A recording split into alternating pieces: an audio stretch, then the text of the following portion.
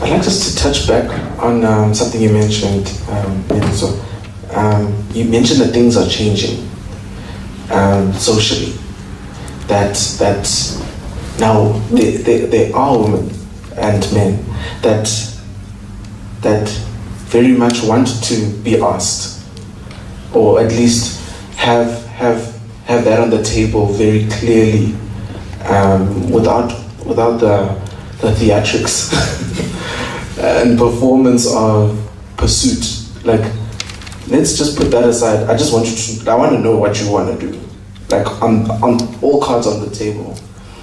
And I agree with you. I think we are seeing movements in our society that very much speak about how consent isn't granted, and yet sex is taken. And a recent protest was the reference list protest. I don't know if everyone's heard of that, but essentially what happened was women on campus, particularly women on campus, felt that the university, having spoken about being violated by men or perpetrators on campus, that they felt that the university wasn't doing enough, wasn't actually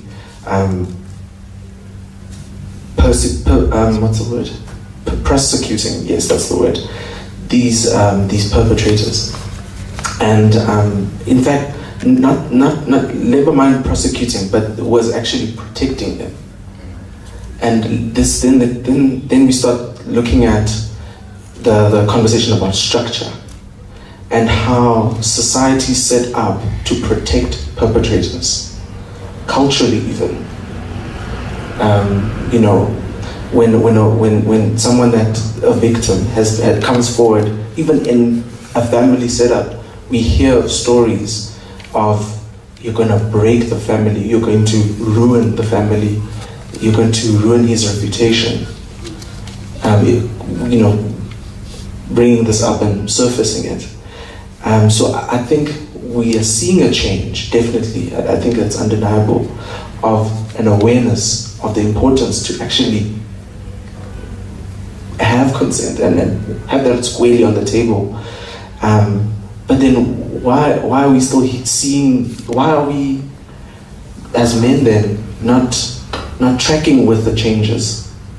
Why are we, if not to say that a woman then or anyone doesn't want to then have sex, but the very lack of the consent being vocalized can then shift the whole situation after the fact to accusation, and then you realize, oh shucks, I actually didn't ask for consent, and here we are.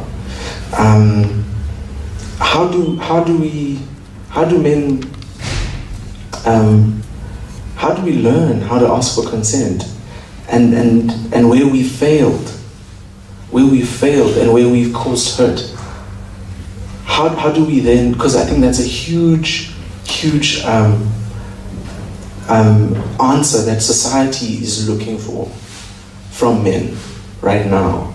If we look at the violence, taxi violence against women that's been happening in the news, if we look at the Me Too campaign, #MeToo, cases like Cosby, where this guy, like, for years has been under the radar, this has been happening, and women feeling silenced. How do we, really, I don't think one can make up, but how do we, moving forward then, change that narrative? You really like switching on and the mic on and off. I think the first question for me that came to sort of light was, where does then that put the masculine man? Where does then that put the warrior, the hunter? Where does that guy fit from a man's perspective and also from a woman's perspective? Because I still sense that there is a need for that figure, but we haven't sort of aligned where he fits. And then when we sort of do align where he fits in a juncture with this consensual man, this sensitive man, this the man that's sensitive, right? When we find a meeting place for those two, then we'll start to discover a healthy way of conducting consent, and also like feeling like we've got a strong, emboldened warrior man in our bed. I think this is also quite in line with a live video that I put on, I think 3 days ago, with Iana and my cousin, around the one of the key themes that I notice with these expressions of men that's out there in the world of oppressing women is a man feels displaced. Men feel displaced, and their roles have been jumbled up, and so I think men are desperately trying to hold on to identities that were so clear to them, that I am the provider, I am the protector, and I am the head of the household. Like that was so clear in the past, because we also had structures in terms of from the social systems, the economic system, the romantic, like all of that, like was clearly identified how those things worked. And like, you know, from romantic, we had from sexual positions, they were clear that like a man does that and whatever. And in the economy, in the workspace, it was clear that the man, he works these kind of jobs, he does that, he earns this amount of money. And in socially, a man talks like this around, you know, and a woman holds herself like that. And now, like, we have so incredibly fast progressed into where we're at right now, which is just a big granola pot of, like, you know, there's raisins there, there's things everywhere, everything's everywhere. Like, we as men don't know where we fit in, and women are busy, like they're like putting on pants, and they're getting into the positions, they are earning more money, and they're doing all those beautiful things, right? I'm not saying it's a bad thing, it's a beautiful thing that women are doing, and they're getting empowered in. But what that then does is, oh shit, where do I fit in as a man? Oh shit, what's my role now? Oh shit, okay, I'm not providing as much anymore. Oh shit, she's earning more than me. Oh damn, like, you know, like that then displaces us, and like from the programming that we already running with from our fathers and their forefathers and stuff like that, we are sitting with, this is where you belong and this is what you do. But that like this toolkit and all of these things that I've been told, that how I belong and how I fit in and how my role is and whatever, some of these tools don't work nowadays in this day and age. And now we're like, what the fuck? And some men are pissed off at this because it's terrifying. It's terrifying to not know where you belong. Some men feel like, oh shit, nah, shut up, this is where you belong, because she's rising up and he doesn't know what to do about it. And like that's what I feel is contributing to these sort of malicious, violent, ugly patterns that are playing out in society.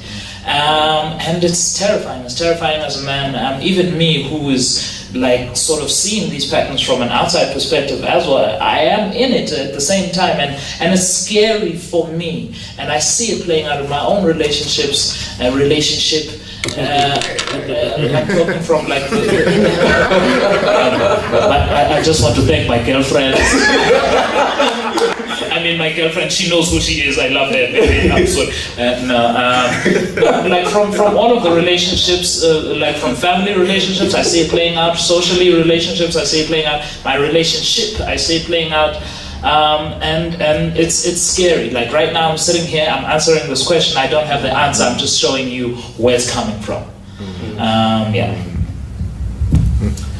Do we have any contribution from the audience? Yeah. Yeah, I just sorry. Could I just ask for new voices and then we'll come back? You haven't spoken yet, so is that alright? And then I'll come back to you. Oh, she can go first. That's fine. Let her go first. She can go first. Are we happy? Okay. The house has spoken. Yeah. It's always ladies first, eh? Just remember that. Okay. I just like to answer this as a woman because I'd like to just put this in, and it's not a new voice, but it's a voice I feel needs to be heard. As I listen to this as a woman, I'd like you as men to understand what happens within a woman. Is the moment that conversation was started, I started feeling angry.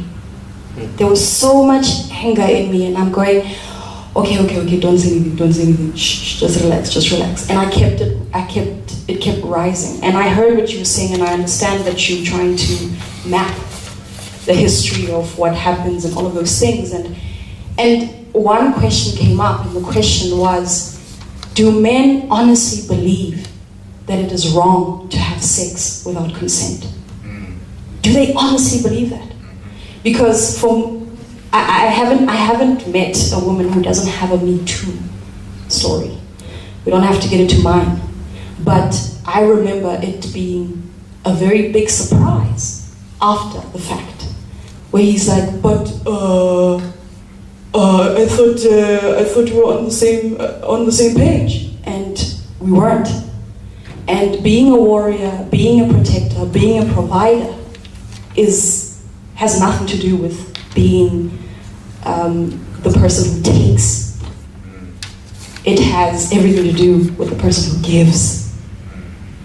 That's what I believe, and I find that that's the gap. And so the question remains: do women truly believe that it is okay to have sex without consent?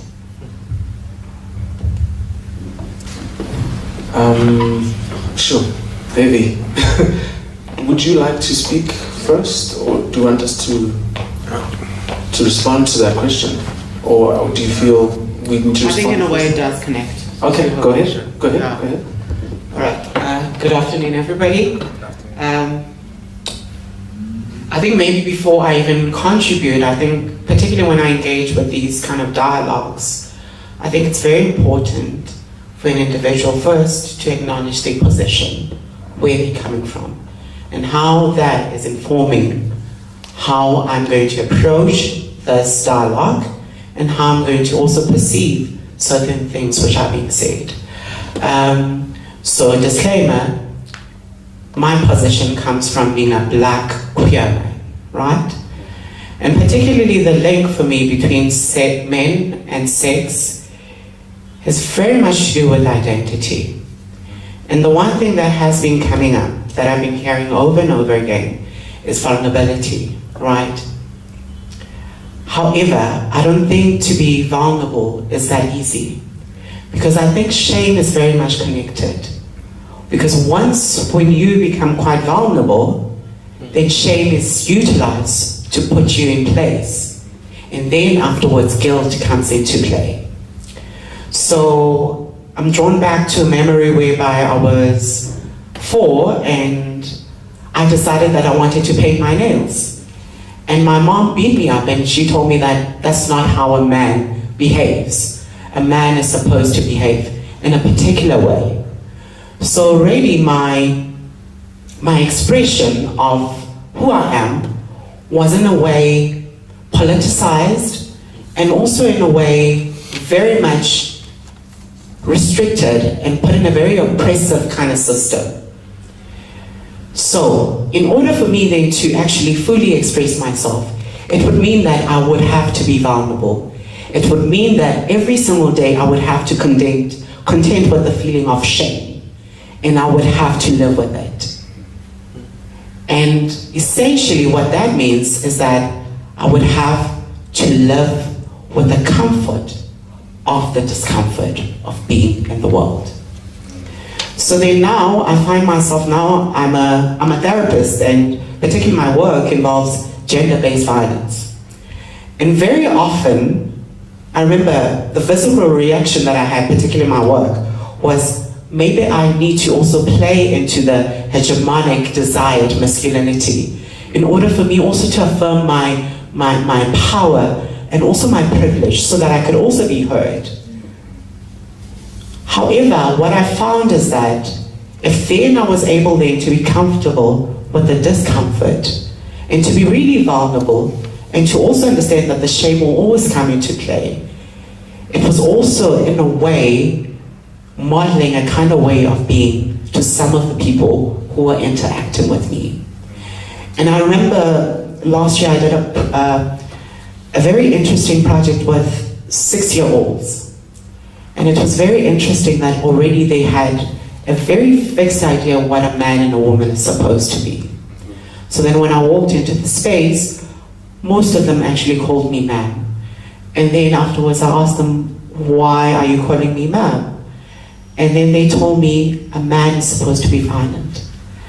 A man does not speak to us the way you speak to us. A man is supposed to be in charge, and a man is supposed to be in power. And I remember there was even a 6-year-old who actually, one of the kid was actually fooling around, and then she went to the corner and then she picked up the steak and then she gave it to me. And in a way it was like, you need to assert yourself. So maybe also what I'm saying is about that concept of entitlement. I think for me, particularly, it's a defense mechanism. It's allowing the individual not to be vulnerable, not to feel the shame that the society was probably put in us. And also it's quite interesting is that even with that question that you asked, where does masculinity come from? Many of my clients, they grow up in a single parent home. So one actually starts to get quite reflexive about where these ideas coming from. And I think also the shame comes into place. Being a woman and your man has left you and you have to raise a child. And when a child deviates from what culture or religion or the law or even education system is founded on, that is also becomes a reflection on you. So as much as man and sex, I think there's also other factors. There's sort of like an intersectionality that informs power and privilege in order to become intact.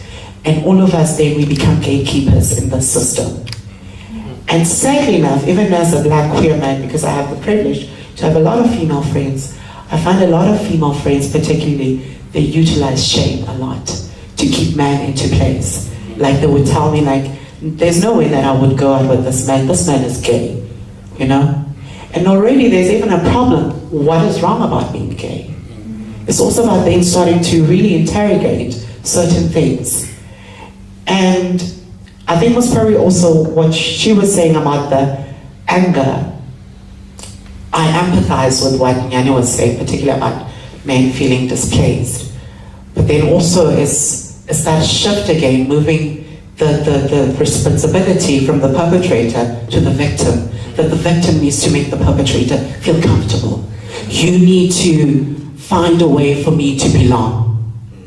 And excuse my French, that is bullshit. No one is responsible. You are responsible to finding your own sense of belonging. If you feel it's unstable, I'm sorry, no one else is supposed to then offer you. So you can only offer certain things to people that you also have within yourself. So this whole notion of men being displaced, men not knowing who they are, men not knowing where they belong, men needing a way to assert the self, that is actually very much from my point of view, and I need to also own it, it's my own position, it's very much ill-informed. There is no displacement.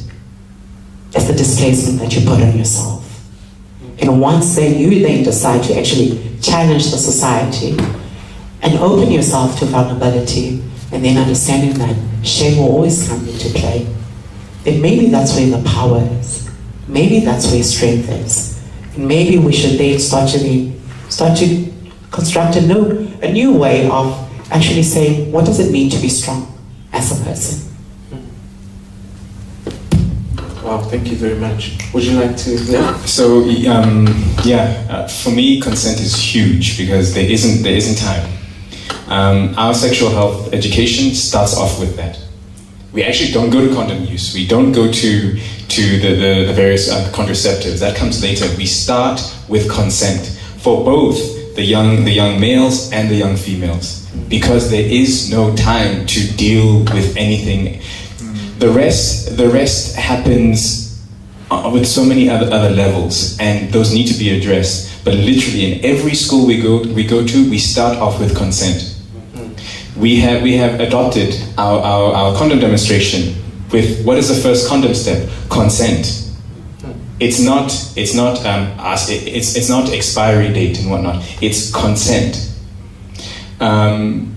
Conversations that we have when we split along gender lines and we allow the learners to decide for themselves. We start off with consent. If we're being told you only have 30 minutes, you were told you have 1 hour, you only have 30 minutes, we go to consent.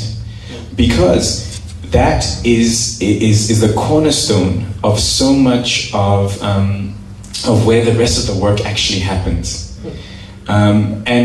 And I cannot advocate for this enough as somebody who's working with the youth today, and when I say youth, I go right down to 13-year-olds, 8-year-olds as well when we are allowed to.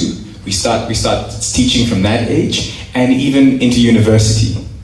And the scariest thing, and the reason why I advocate for this so strongly, is because at university level it's so hard to teach consent. It's not too late, it's almost too late. There have been times when I've been physically threatened, not struck yet, because of working inside residences in university and insisting in scenes. So we work with theatre, playing scenes, and insisting in a dramatic elsewhere. It's not even real life, it's drama. All right? Having adults who are at university, the most intelligent in our society, supposedly, getting physically violent with you because you are saying, do that again. Because we allow them to practice, do that again. You didn't ask for consent. When you realize that there is a violence that comes out of the people, and not just gendering it. Men, we are particularly bad at it. Men, we are particularly bad at it. Men, we are particularly bad at it. Across heterosexual and homosexual relationships. Let's not get it twisted. Across the board, men, we are bad at negotiating consent. We need to fucking learn it. I'm sorry. I cannot stress this enough. We are bad at it. Even in loving marriages, we are bad at it. And we need to accept that we need to learn to discuss consent. There's no time. There is no time to wait for society to change. It's too slow. We need to start working and learning how to achieve and attain consensual relationships, and to have the responsibility to hear whatever response comes back. To take the responsibility and go, that is what has been given to me. I'm sorry, it's the one thing I do not budge on, and it's why I've gone to looking at the orgasm, because I'm like, what is that driving force within us on a bodily level that doesn't want us to hear that? And I'm starting off looking at the orgasm. Is it that strong that we're like, don't want to hear anything, don't want to hear anything, don't want to hear anything? And if I had one opportunity in the world to say one thing to everyone in it, and it would transform a thinking in their minds so that they're open to it, it would be that. Because often, and this is why, so often in schools, and I've learned this over the last 3 years of working with youth, when we would speak about consent, it would always be collapsed with rape. And when I came to the realization that, no, why do we do that? Why do we equate consent to rape? Why do we have them so close in the same conversation? Why isn't consent next to orgasm? Why isn't consent next to pleasure? Why isn't consent next to love? Why isn't consent next to intimacy? As soon as we say consent, and even in our notes, it's consent, and then it ends up with rape. Why? Why must it be in the same discourse? It should be consent, and rape must be far away there. Let's not say if you don't get consent right, you're going to rape. Well, that works in one respect because it speaks to the urgency of the lesson that we need to learn. But it's not the right approach to the lesson. And where we've seen breakthrough is when we get into speaking about consent in a loving, gentle, warm, passionate, sexy relationship. And that's actually the biggest learning. It's not we know what consent is. We're not doing it. That's the problem.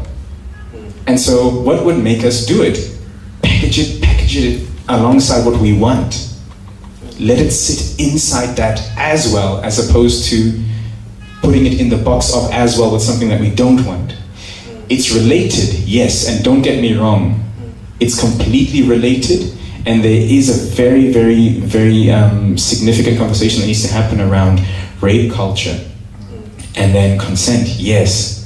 But rape is connected to something else, and that's been well documented. It's connected to power, it's connected in times to pathologies, and so on and so forth. And so individuals who don't initially consider themselves in that space, and rightly so, if they've done that internal work, if I go, I know I'm not that person, but we're putting consent at the highest point in that conversation, I can misinterpret it.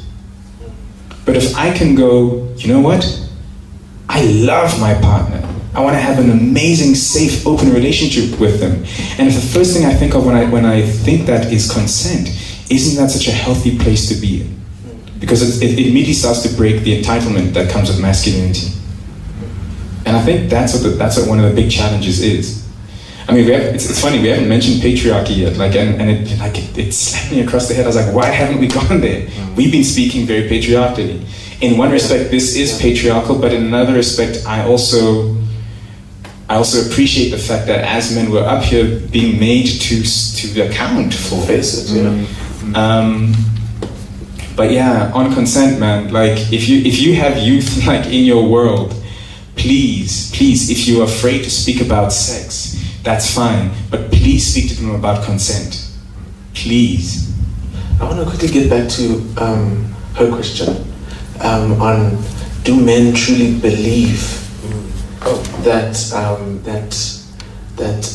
non-consent is okay, or rape is okay? Yes, sorry. Sexually. And that's because this whole idea of non-consensual sex, and whether that's even a thing, and how is that separate from rape? And that's why I was so triggered. The simple answer is yes. Like, the simple answer is yes. And this is somebody who has engaged with the numbers, something about 12,000 youth over the last 3 years or so. The simple answer is yes. And it's not just male children. There is a social narrative that has this blurred line, as we're calling it, around consensual sex. And yes, we actually believe that sex can happen without consent. And the thing that we're finding in our work is that there's this split, man. Like it's weird. So there is the act of sex, which is bodies, you know, it's juices, it smells, it sounds. And then there is the conversation about sexual rights and sexual health. And then they're not connecting. So when you say consent, we don't think about the bodies, we think about, okay, posters on a wall, life orientation class. And to come to that articulation with the youth and to know that they're not making it up themselves, they're getting it from what's being modeled in society, is the fact that for us as adults, like, we need to note that even the words consent and non-consensual, we sometimes think about in a legalistic framework. We don't think about in the bedroom. Like right now, we're speaking about consent, this, that, the other thing. I've gone to a legalistic, oh my gosh, rights, access, respect. I don't think sex. I don't think, I don't. And that for me is actually a problem. Like we've separated it out on an ideological level. So yeah, man, like. Yeah, sure. I think just before I get to this idea of shame is interesting, and perhaps explains why we believe what we believe. Because the underlying value system that's instilled in men is that you need to protect your shame, and your shame, as in the shame of pursuit and being turned down, is far worse, essentially, than being accused of rape. Because I'd much rather just take it than go back to my friends and say she didn't give it to me, or he didn't give it to me. And I don't understand why that is. Why is men's shame valued higher than women's shame? And maybe that's the connection there that we're missing. And that's actually what we believe. It's not so much about non-consensual sex, whether we believe. It's because before that, it's the wrestling of, what do I tell my mates who are going to shame me for not getting it? And why do we value that high? And I think that comes back to how we started the conversation, because our identity is so closely linked to our sexuality. So if I didn't get it and I pursued, then am I a man? That's the next question. And the falsehood of society is that, yes, you're not a man. That's why we have situations of men taking sex. Because we're not taught that it's, man, good for you, dude, that you didn't take it. Good that you actually had that moment and now you didn't take it. She said she didn't want to, you walked away. We're not taught, even amongst ourselves, to praise that behavior. Because you're not a man, you didn't get it. I would like to segue this into the next topic, because I realize we're running out of time. On that note, are we happy to continue this conversation? Yes. Just before you wrap up that topic right there, I'd like to add my 2 cents worth. Absolutely. I think one of the issues that we as men don't do is to account. Is to account to ourselves, is to account to the next person, and is to account to society. Which then breeds a man that is entitled to take what they want. Which breeds a man that thinks that implied consent is consent, where it isn't implied. The fact that she didn't say anything, you think that she vehemently is in agreement with you.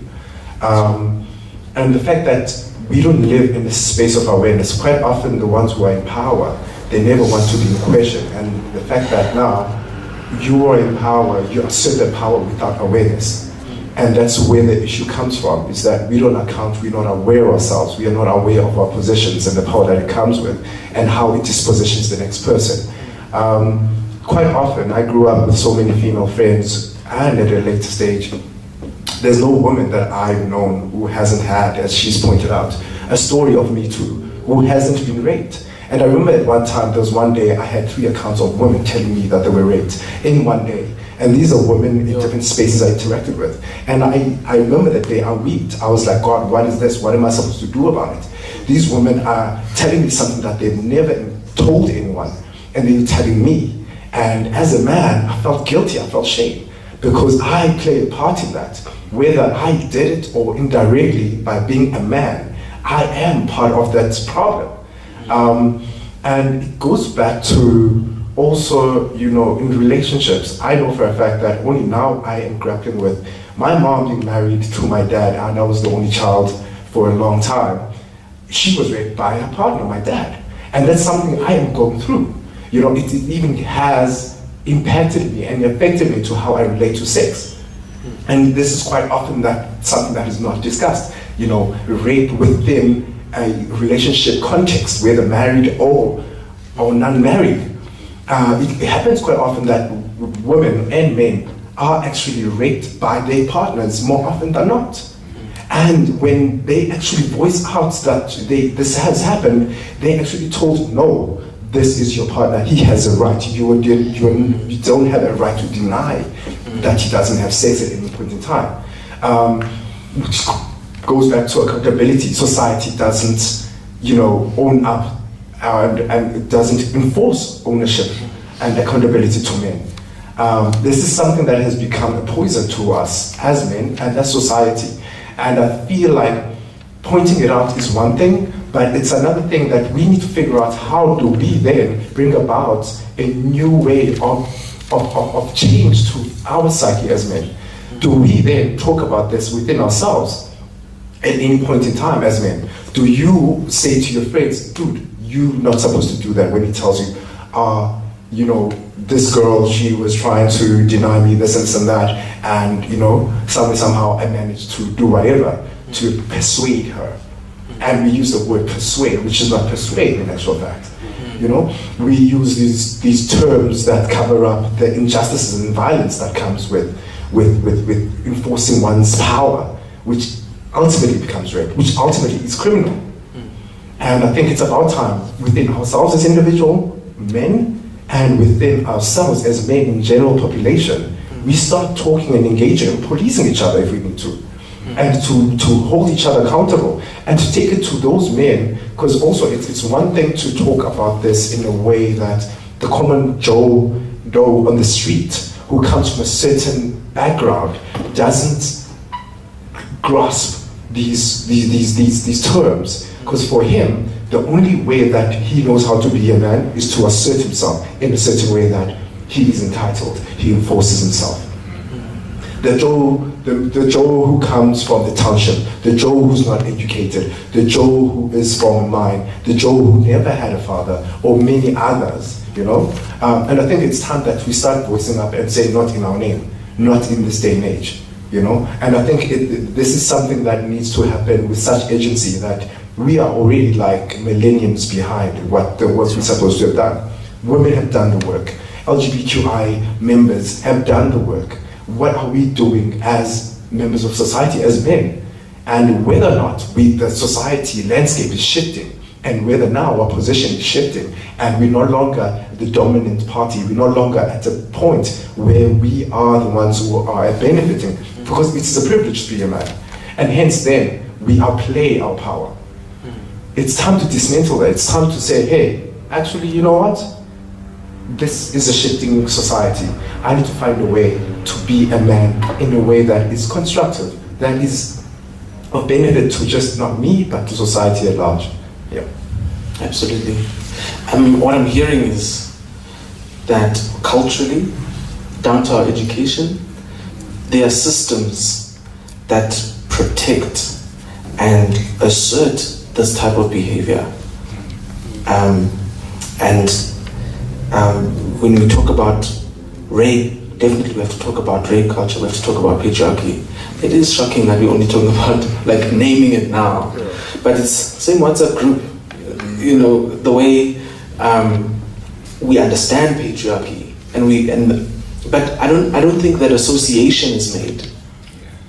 That the way patriarchy plays out and rape culture is actually the same. The way it functions, it in fact validates rape culture. I'd like to share a tweet. I don't know can we show it? Is it not working? I came across this tweet on a friend's timeline. Let me just get to it quickly. Oh shucks, sorry. Let me just get to it. So this tweet was in response to the handle is Moshe Ndiki. So she said, it's a young lady, she said, I woke up this morning convinced more than ever that I can push my celibacy for a year. 3 months down, 9 to go. That's what she tweeted. And then Trevor Gumbi responded to the tweet saying, wait till I bump into you in a dark alley. That 3 months of yours gone to shit. And if you look at the thread, people are actually protecting him, saying that he's making a joke, and actually shaming the people that are calling it out for what it is. And I think the question here, ultimately, for those of us here in the room, yes, is thank you, is how for men at least, as you said, women have done the work, LGBTIQA plus have done the work. Why are men behind? The question for us men is how do we firstly renew our minds about what it means to be manly, and what patriarchy, how toxic it is, and then how do we also position ourselves to become allies in our society against these ills? How do we do that? And I think, and I'll pose it to us all, but I think a tweet like this, for instance, it's blatantly criminal. This guy is essentially plotting to rape this woman in a dark alley. And calling that out, I think, is the first step as men. Why don't we call out this type of behavior? And so I think that's where we begin in addressing and reversing the value system of we would rather rape than be shamed. We would rather put this out and not recognize it for like its very existence being because of this rape culture that exists. We need to really be reflexive and militant and with an urgency addressing it within our circles as men. Do you have a response?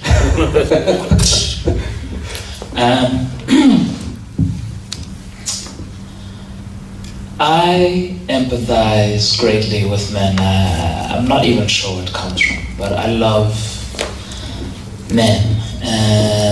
And my biggest mission is to rehabilitate men. And I see my brother's standpoint over here is to heal and realign and direct the youth, young boys and girls and stuff.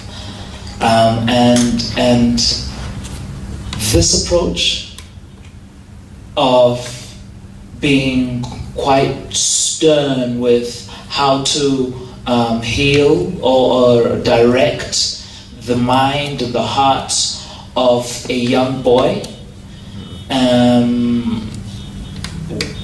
I believe in it and I support it, because the mind and the soul and the programming is still soft, still brittle, and you can still work with it.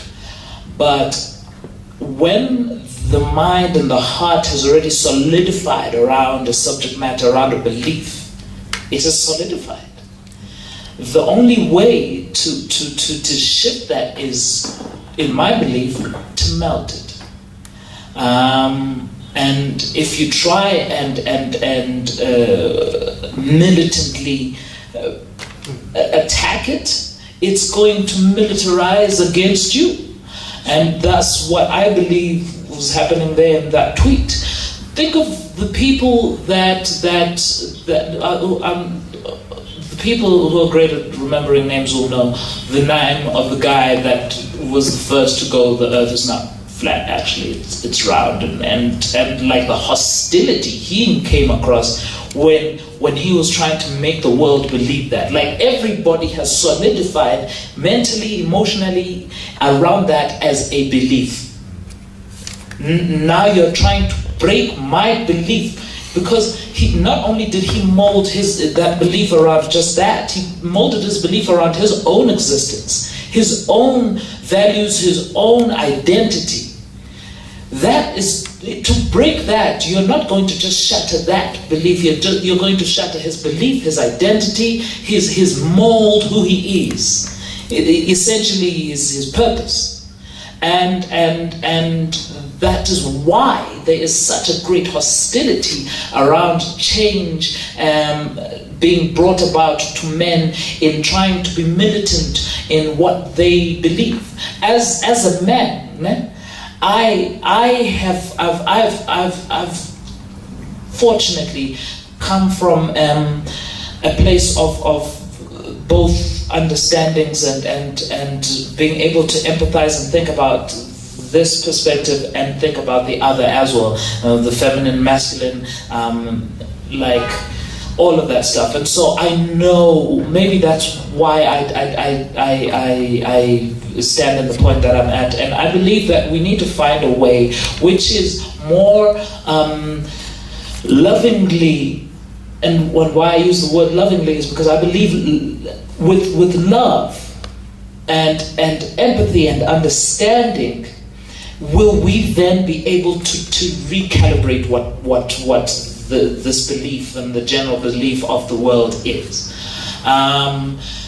Because like all of the points that I've been making, I don't know if I might have come across to everyone at large here that I am pro all of this stuff that is making men trash and like abuse and rape and all of that stuff. I am as against this as a thing that's happening as you are. I strongly feel like it's something that needs to be changed and needs to happen now, and that's why I'm here, and that's why I'm also very grateful to you, my brother, for creating this platform for us to have a discourse around how to shift. But I believe like it is just going to create more hostility to be hostile against these beliefs that everyone has. Because when we're born and we're beautiful, gentle, soft infants. All of us were born in that way. No one sees a taxi driver who's fucking a fucking rebel in the road and climbing on pavements and swearing at all of us and doesn't give a shit about shit. No one sees that person 50 years before this very moment and sees their infancy. Like they were molded by whatever their society was to become what they are now. The rapist is molded by whatever to become what he is now. Am I saying we should like say it's okay because he comes from that? No, I'm not. I'm saying is that we should take into consideration the journey he's been on, because that journey is going to inform how you can most healthily melt, penetrate with love who he is and where he comes from. If you try and go, fuck you, fuck what you believe, shift that shit, change it now, or you're going to get killed or to get sent to jail, you don't understand how integrally that shit lies within him, that he's probably going to choose, fuck it, I'll go to jail, I'm going to rape tomorrow. That's where he stands, because it molds who he is.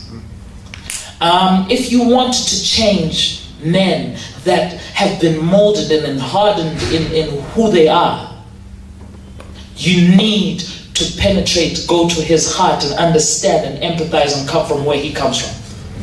And that's the only way. Otherwise, you can start an all-out war right now, and that's cool. That's cool, that might work. Maybe you might win even. Maybe you might kill most of the rapists and, make the other ones that are still alive scared enough to never do it again. Maybe that might be a path.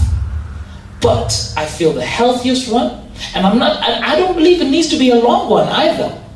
It's just directly going to that guy's journey, directly going to his heart and going, yo, I know you. I know who you are. I know where you come from. And I know it must have been fucked up to see your mother being raped by your father. How can we shift that? And that's what I believe in.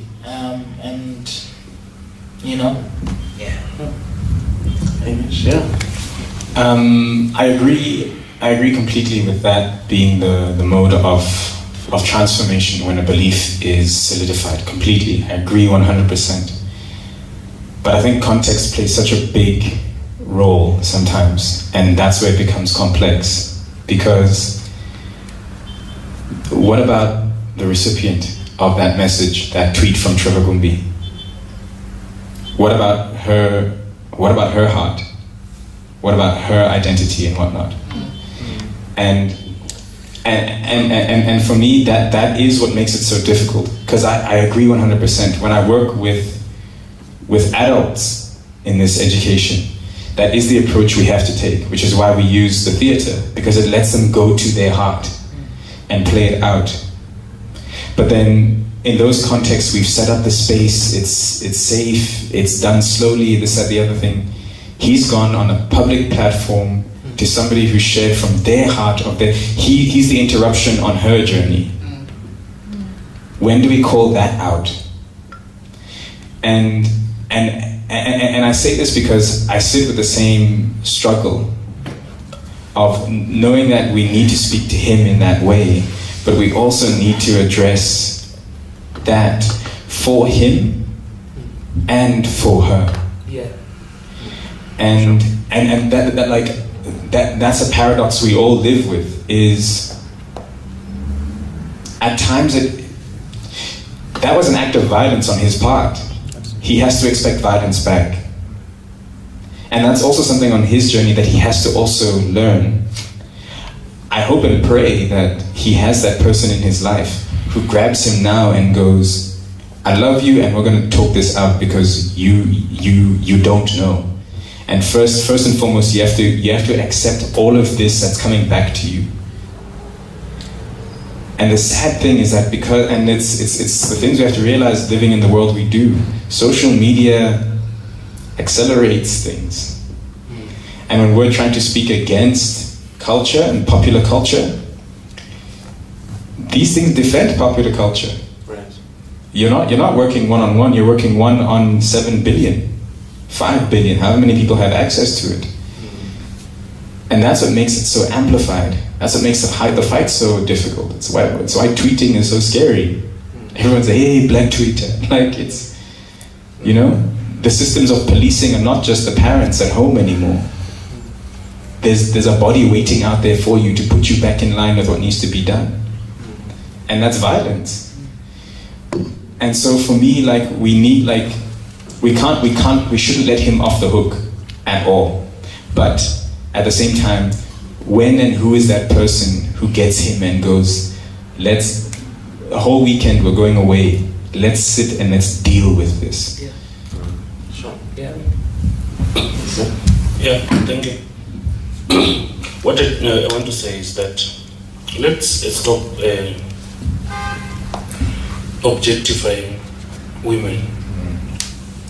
If the culture and religion has taught us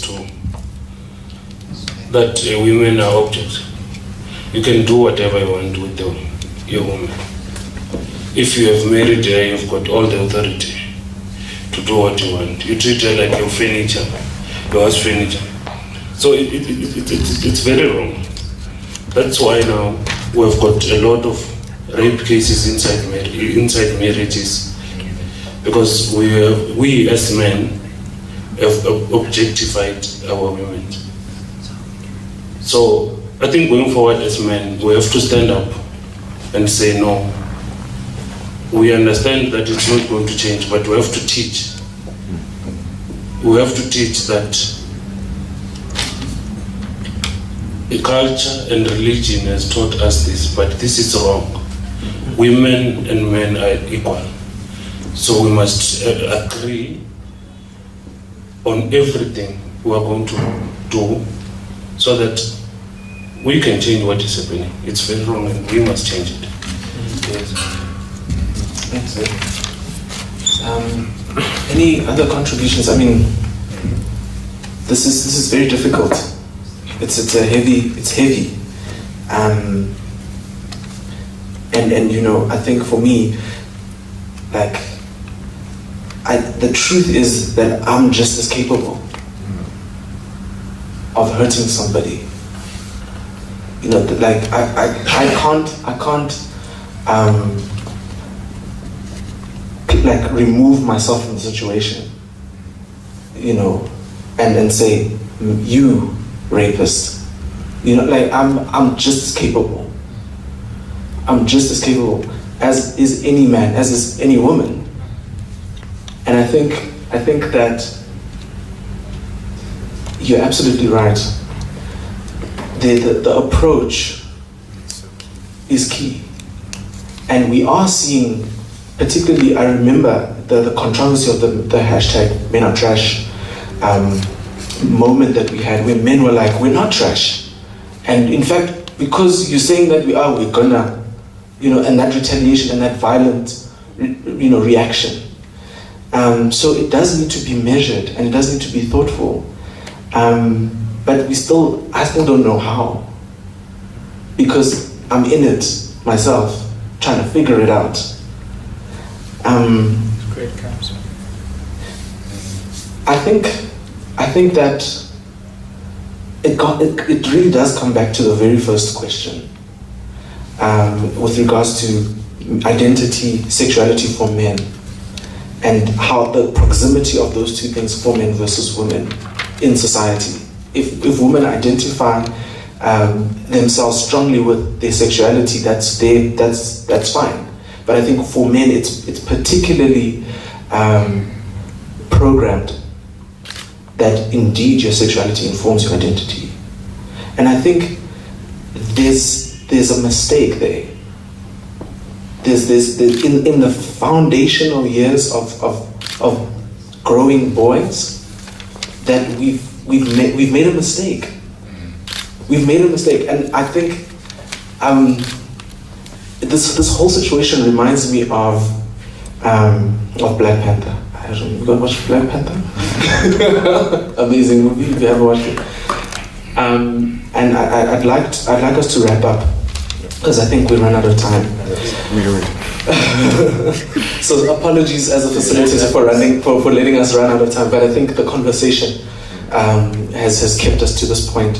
But I can't help but think of that scene in Black Panther where T'Challa, after facing the truth of his father not having taken Killmonger as a boy back home, and him having to wrestle with his father and say, you guys were wrong.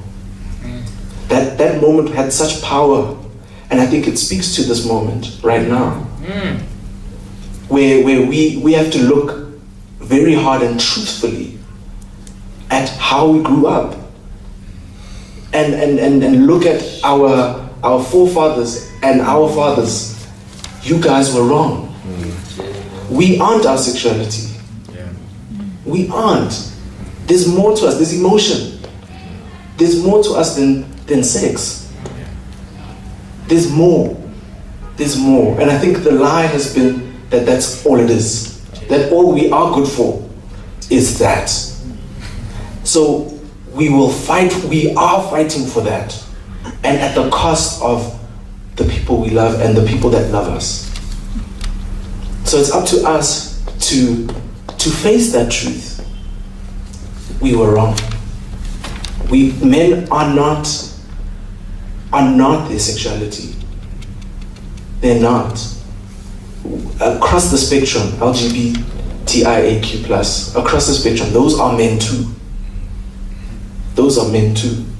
And breaking this heteronormativity that pervades our society, and allowing those choices to be made for men themselves, not in retaliation of what's normal and just feeling like you're not in place. No, you are a man, and that's how you're feeling. You have every right to make that choice. So are there any contributions from there or from here? I think that's a good note to close on. Did you just say we should pray? We should I don't mind praying.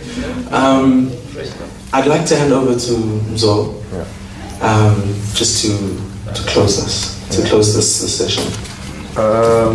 It was quite insightful, quite heavy. And to touch on what you just said lastly, we are the representation of our fathers, and we are the representations of our sons in the future. So we are both the past and the present day men.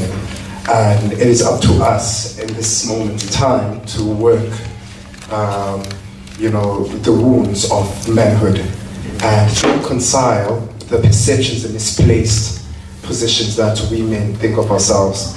and it starts with each one of us here individually in the room, and even the women themselves. Each one of us are part and parcel of the change that needs to happen, individually and as a collective. So what is most important about this platform is what we do beyond this space and time right here. This platform doesn't exist for us to have this conversation right here. It's taking it back to our homes, taking it back to ourselves, and introspecting within ourselves and putting it out within the family dynamics and our relationships with our brothers and sisters out there, and ensuring that this conversation goes further. Because talking is the start of the change that needs to happen amongst many. And hopefully then, that each one of us will become that change through talking and becoming an agent in every sphere that we walk and we breathe in.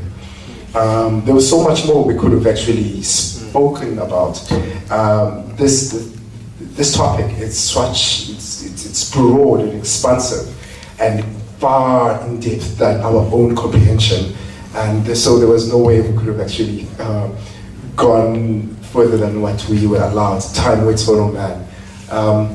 With all that said, I'm hoping that each one of us will take something to sort of food for thought to teeth on and unpack further at home. And just to introduce our next topic, which will be in 2 months' time, it is men and sexuality. Debunking and exploring what is a man in a sexual context. And it is different men and sex. I thank each one of you for being present and having taken your time to be here. You could have been anywhere else. And I want to thank my panelists, Nyani Sonzenze, with Isabella Soul. I'd love to thank Hamish Neal for life. Zeppelin, Chipuke from Nova Health, and our dearly, quite respectable, gosh, okay, whoa, wait, Matt, it's a spelling, yes. Matt, Maryland, yeah, I do apologize, man. But I do want to thank each one of you guys. You've added so much depth and so much insight and nuance to this conversation. And once again, may you be blessed in your path and may you carry forward the vision of change with love, because we are made of love. Thank you.